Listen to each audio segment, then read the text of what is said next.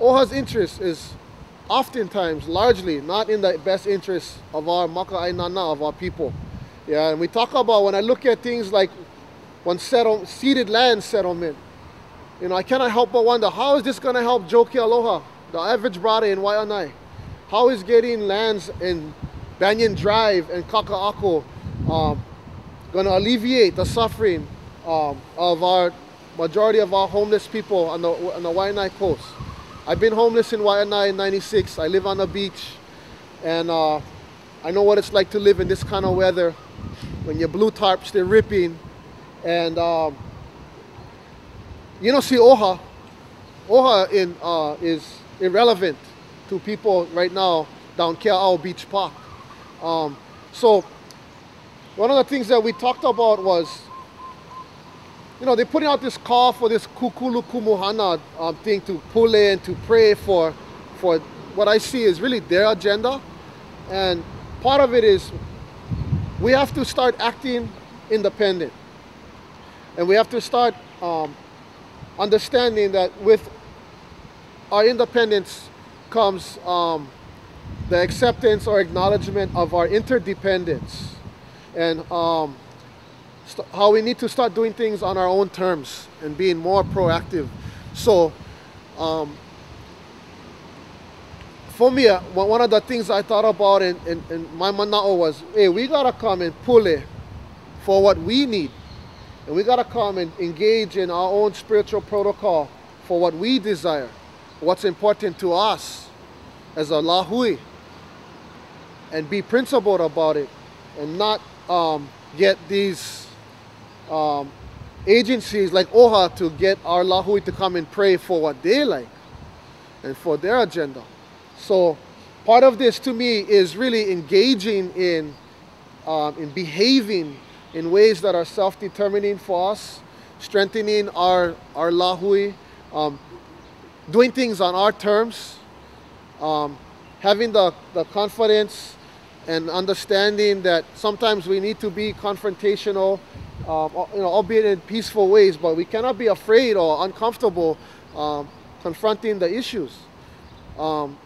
So that's what this is about today. You know, we're looking at a lot of issues facing us this year, from settlements to now the most recent one I just became aware of is this bill to federalize important places where Hawaiians congregate and use as our base for our movement, such as the palace.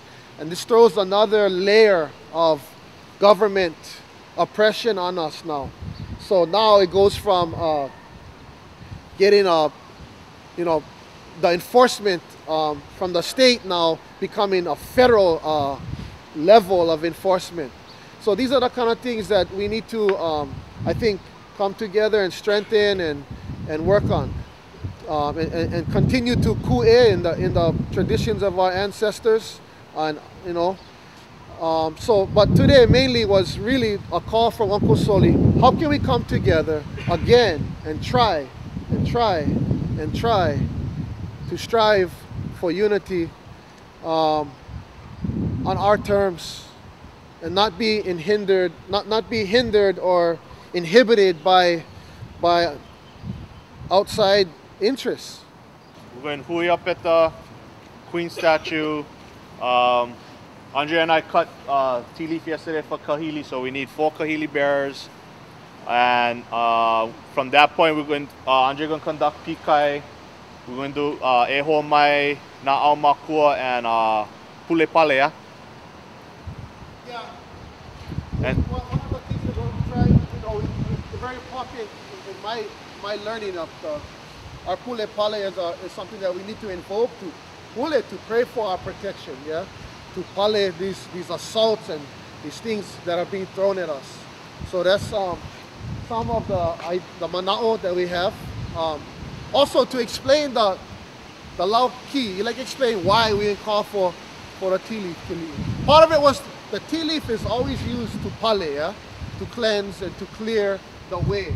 But we also have a use and a function for the tea leaf at the end of the ceremony. Kelii can explain that.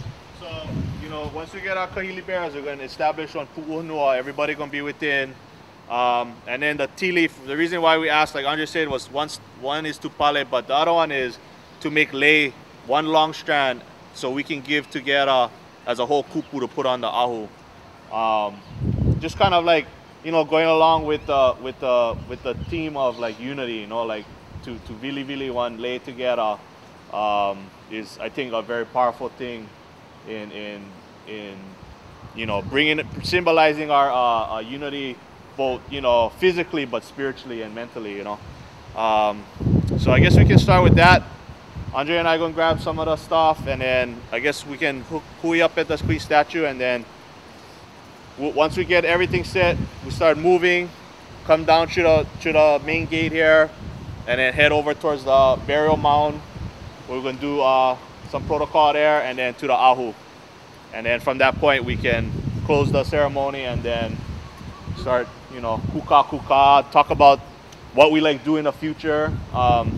Because for the most part, everybody here is pretty ma'a already to the facts. What we need to do now is organize what we're going to do in the future. We have a lot of resources here, and it can be a powerful thing, I think. Our aumakua, our kupuna, to be with us, to support us, to guide us. Yeah. Sometimes it's the struggle and the battle for justice is not only in the ledge, not only in the physical realm. We have to, I believe, tap into the spiritual realm, and that's what we're trying to do today. So, real quick, we're just gonna pikai everybody. We're gonna open with basic pule, ehomai, na'aumakua. I will offer a pule kala. In my training, we pray for understanding that we are only human, and none of us are perfect. We can make mistakes at any given time. We pule kala, we ask for forgiveness in advance. Before I make the mistake, in my humility and humbleness, I'm acknowledging that I am human and I may make mistakes. So we pule kala before we go to our ahu, before we go near the iwi, etc. We're also going to utilize, as Kelii said, the different pule pale, prayers for protection and cleansing. So we'll kind of facilitate that, and if I can just ask everyone, if you're comfortable, join in on the pule or the oli.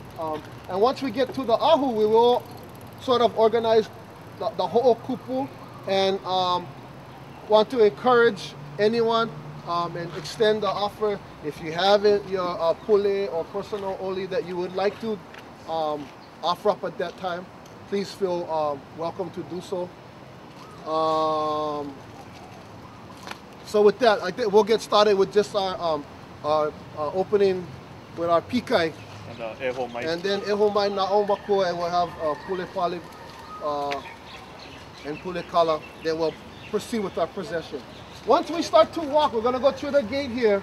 We can just ask everybody to kind of form into a, I guess they would call it papakawa, yeah, one formation, just one rectangular formation, and we'll have the lauki on the two in the front, sort of in the middle, two in the front corners, two in the back corners, and then two bringing up the rear.